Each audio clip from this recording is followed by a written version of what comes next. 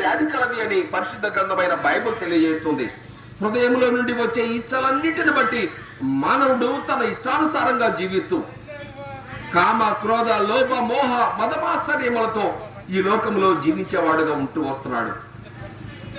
పరిశుద్ధుడైన దేవుడు మనము కూడా పరిశుద్ధులుగా ఉండాలని దేవుడు ఏర్పాటు చేస్తే ఆ పరిశుద్ధతను విడిచిపెట్టి మన ఇష్టానుసారంగా మనము జీవించడం అలవాటు చేసుకొని ఆజ్ఞను అతిక్రమించి పాపములో జీవించిన వారముగా ఉంటూ వస్తున్నాము.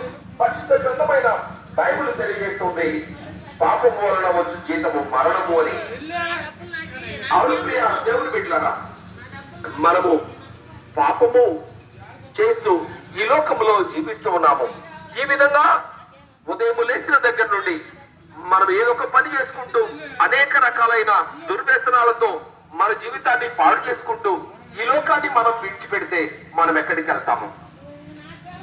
జాగ్రత్తగా గమనించండి. మనము మన పాపములోనే మరణిస్తే మనం ఎక్కడికి వెళ్తాము? ఈ లోకాన్ని విడిచిపెట్టవలసింది ఖచ్చితంగా తప్పదు. ఎందుకంటే మన పూర్వీకులు అనేకులు ఈ లోకంలో లేరిప్పుడు. ఒకప్పుడే వాళ్ళు ఈ లోకంలో జీవించిన వారే. అయితే ఈ లోకం అశాశ్వతమైనదనే సత్యాన్ని మనం గ్రహించాలి.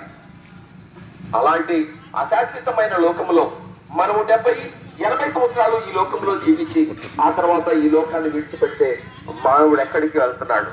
ఈ విధంగా తన దురాశలతో దేవుడి ఆజ్ఞను అతిక్రమించి పాపములో జన్మించిన వాడు పాపములో మరణిస్తే నిత్య నరకానికి వెళ్తాడు అనే సత్యము మనము గ్రహించాలి. అవును, పాపం వలన వచ్చు జీతము మరణము. అది భయంకరమైనది. ఈ మరణం